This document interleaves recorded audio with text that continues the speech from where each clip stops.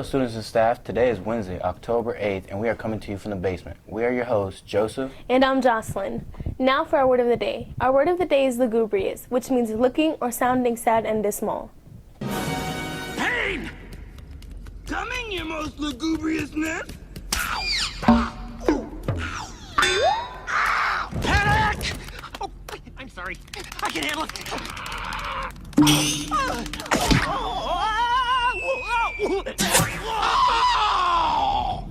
Pain! And panic! Reporting for duty! The 2014 Ebola epidemic is the largest in history, affecting multiple countries in West Africa. On September 30th, 2014, CDC confirmed the first travel-associated case of Ebola to be diagnosed in the United States. CDC and partners are taking precautions to prevent the spread of Ebola within the United States. Now we go to Marie-Sophie with our Basement International team for more information. Jumbo, I'm Marie-Sophia with the Basement International team. Today I will talk about the first Ebola infection case outside Africa. Ebola is a disease of human and other primates caused by an Ebola virus. Symptoms start 2 days to 3 weeks after contacting the virus, with a fever, sore throat, muscle pain, and headaches. A nurse assistant in Spain is the first person known to contact Ebola outside Africa in this outbreak. She helped treat a Spanish missionary and a Spanish priest, both of whom had contacted Ebola in West Africa. Both died after returning to Spain. The news came amid growing fears in the United States that the disease could spread. The President Barack Obama calls Ebola a top national security priority. That's all for today from International Team. I'm Marie-Sophia. Now back to Jocelyn and Joseph. Now for our announcements. FCAT reading and math retakes are this fall. The reading FCAT is Monday, October 13th and Tuesday, October 14th, and the math retakes are Wednesday, October 15th at 8 a.m. in Computer Lab A2.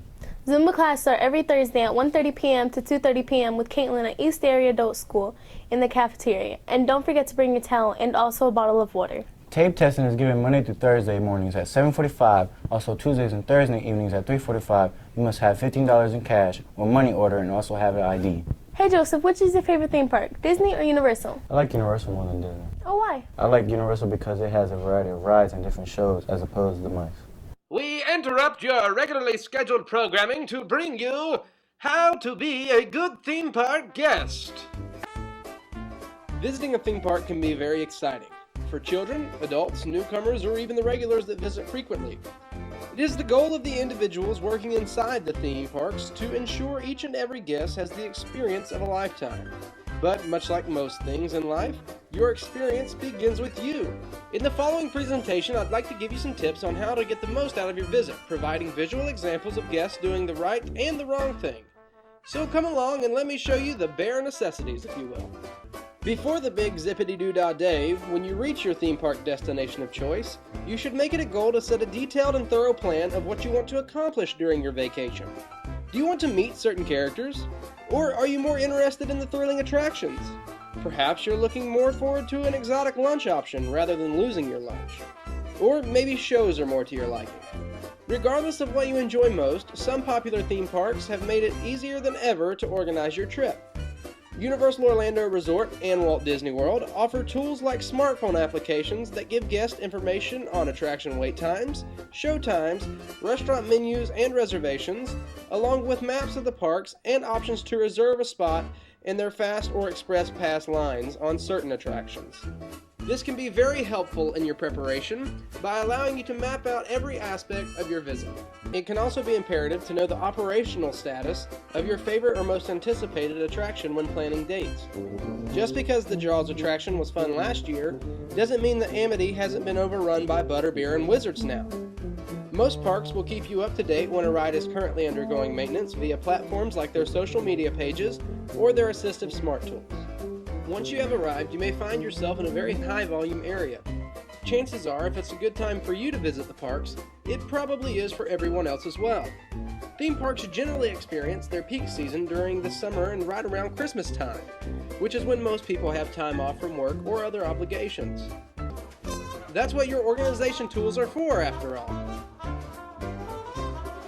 If you're visiting a theme park, there's a good chance you're in the state of Florida, which means hurricane-force storms have a reputation for blowing in and out frequently. In this state, you can be burning beneath the sun one moment and preparing yourself for a 15-minute flash flood the very next. Though you can take a quick hike to Disney's Animal Kingdom for an expedition on Mount Everest, you should probably take Olaf's advice so you don't do what frozen things do in summer. Winter's a good time to stay in and cuddle, but put me in summer and I'll be a happy snowman! It is important to share these spaces with those around you by not being a distraction or obstructing anyone's view of the action. Courtesy to your fellow guest does play a key role in assuring a good time. That's why it is important to pay attention to your surroundings and make sure you aren't the obstacle someone has to overcome to enjoy their stay. Rather than being like this guest here and throwing her trash on the ground, simply take it and throw it in a receptacle. They are usually no more than 25 feet away from you. I sincerely hope that this video does instruct you how to be a good theme park guest, and that it will help you enjoy your theme park visits more in the future. Like my good pal Mickey says, I'll see you real soon. Well, that's all that we have for today, students. Tomorrow we will be back for Thursday's show. I'm Joseph. And I'm Jocelyn, and we will see you tomorrow.